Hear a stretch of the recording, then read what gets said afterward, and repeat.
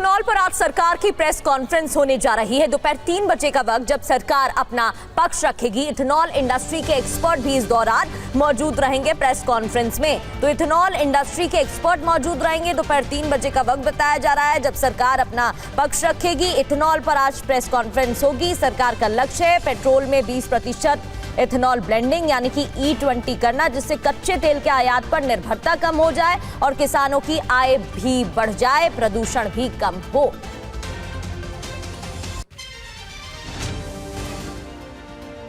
Ethanol, यही वो नाम है जिसकी चर्चा पिछले कुछ दिनों से लगातार हो रही है।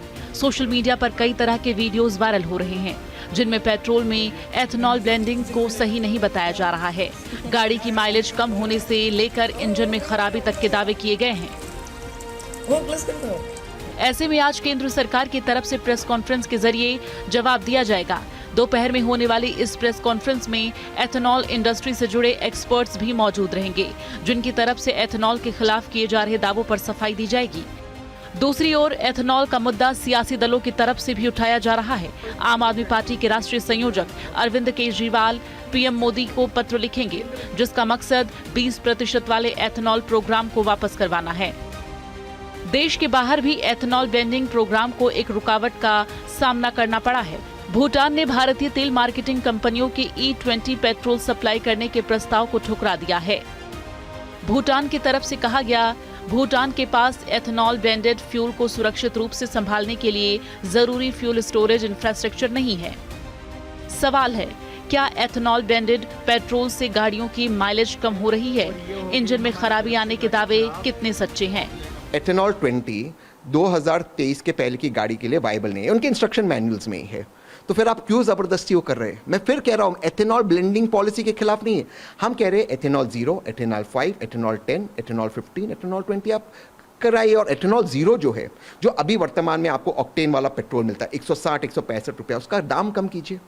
क्या कर रहे हैं आप? और कोई भी आप कंपैरिजन करते हो गाड़ी की रेसिंग के साथ, वहाँ कितने मैकेनिक्स होते हैं, हर रेस के बाद गाड़ी के इंजन सर्विस होती है, यहाँ कर सकते हैं भारत के लोग। और क्या वो वायबल है एथेनॉल 20 का आप एथेनॉल 85 के साथ कंपैरिजन करते हैं? मतलब कुछ भी बोल रहे हैं। और फॉर्मूला 1 में वैसे एथेनॉल 10 ही यूज होता है। सवाल ये भी है, पेट्रोल में एथेनॉल की ब्लेंडिंग को लेकर ऑटो इंडस्ट्री का क्या रुख है? I think there is a lot of misunderstanding about the fuel. For example, if you look at it from the automotive sector, there is a lot of myth that if you use E20 blended fuel, vehicles will get damaged. It's a myth. It doesn't happen this way. Bureau report, TV9 Bharatvarsh. और ethanol blending कितना फायदा और इससे कितना नुकसान, जरा इस पर भी एक नजर डालते हैं। देखिए, जो वायरल खबर है वो क्या है? 1 लीटर के लिए करीब 10,000 लीटर पानी खर्च होता है और गाड़ी के इंजन को ये खराब कर देता है। और इस पर देखिए सरकार क्या कह रही है कि सिर्फ 3 से 5 लीटर प्रोसेस्ड पानी ही लगता है इसके लिए, यानी वायरल दावा और उस पर सरकार का तर्क। दूसरी वायरल खबर क्या है? गाड़ी के इंजन को खराब कर देता है। इसका दावा तो लगभग, इस तरह के दावे तो लगभग हर तरफ से देखने को मिलते हैं इंटरनेट पर।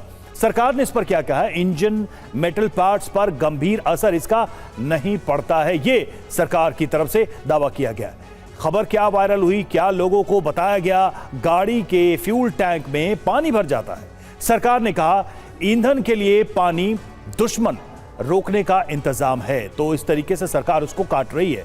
पेट्रोल में गन्ने का कच्चा रस मिलाया जाता है। वायरल खबर ये है। सरकार की तरफ से क्या कहा गया? वायरल वीडियो पूरी तरह से फर्जी और भ्रामक है, ये दावा सरकार की तरफ से। वायरल खबर क्या है? एथेनॉल प्लांट से पर्यावरण को भारी नुकसान। तो सरकार ये कह रही है कच्चे तेल का आयात और कार्बन उत्सर्जन इससे घटा है। ये सरकार का दावा है। पर्यावरण को लेकर जो दावे हो रहे हैं